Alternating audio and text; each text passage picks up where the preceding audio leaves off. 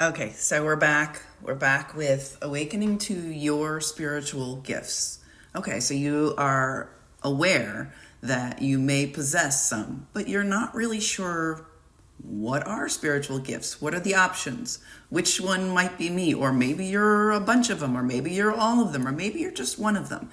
And that's awesome because honestly, that's where the magic is. So we've already talked about being an empath, which is sensing other people's energy, feeling it. Then there's transmuters, people that can transmute, meaning change a negative feeling energy into a positive energy, which is kind of reclaiming or reframing are two different ways to do that. So you could just realize and say, listen, I'm cutting any ties, any energy ties. So say you have a narrative that you're always telling, and it's kind of a negative narrative, but it's reality and it happened. So let's be real. No, let's not be real. Let's reframe it. Okay. And reframing it doesn't mean lying about it, and it doesn't mean you're not real. I'm just kind of making a joke here.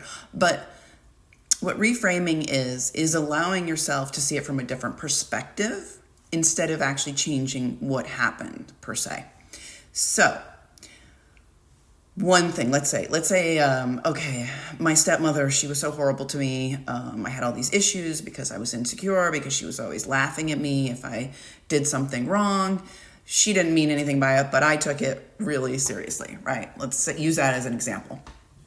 Well, you could go back and just say, listen, I don't really have to talk about that in that way anymore. I can cut that from my narrative. I can cut that tube of, or almost like, when you have an umbilical cord, cut that cord. And then let that energy kind of float away so you're not connected in that way to that old story.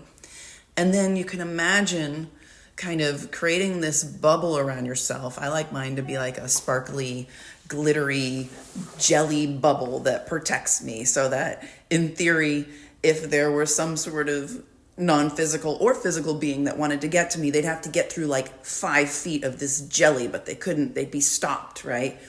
And then in that kind of cocoon that you've created, you start turning that energy that you've cut off into this kind of magical energy, and then start doing breathing exercises to transmute that energy. So now you're taking that energy that you took that was sucking energy out of you, so it's not benefiting you, and you're visualizing it and seeing it and understanding it and creating boundaries, again, by mentally realizing, acknowledging, and understanding that you're in control.